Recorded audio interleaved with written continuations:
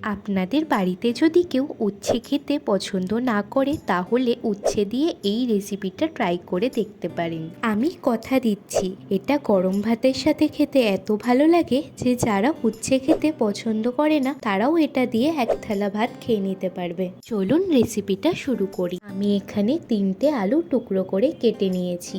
উচ্ছেগুলোকে গোল গোল করে কেটে নিয়েছি।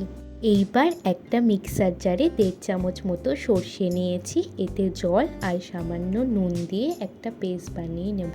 কড়াইতে তেল গরম করে এতে প্রথমে কেটে রাখা উচ্ছেগুলো দিলাম। উচ্ছেগুলোকে লাল লাল করে ভেজে তুলে নেব। এবার ওই তেলে সামান্য 5 ফোড়ন দিয়ে দিলাম। ফোড়নটা দিয়ে গন্ধ বেরিয়ে এলে এতে 2টো কাঁচা লঙ্কা আর আলুগুলো দিলাম।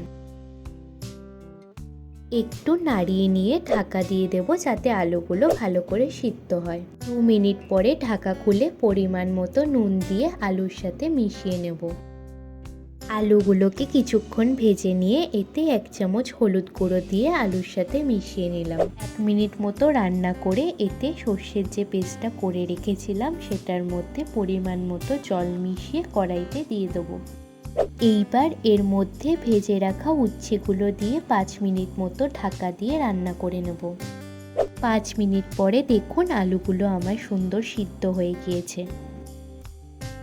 এইবার ওপর দিয়ে সামান্য চিনি আর 1 চামচ আম তেল দিয়ে ভালো করে মিশিয়ে নামিয়ে নেব। এই আম তেলটা দেওয়ার ফলে তরকারিটা এত সুন্দর খেতে হয় যে এটা দিয়ে এক থালা ভাত খেয়ে নেওয়া যায়। আশা করি ভিডিওটা আপনাদের ভালো লেগেছে। ভালো লাগলে ভিডিওটিতে লাইক, কমেন্ট এবং চ্যানেলটিকে সাবস্ক্রাইব করে নেওয়ার অনুরোধ রইল। দেখা হচ্ছে পরের ভিডিওতে নতুন রেসিপির সাথে।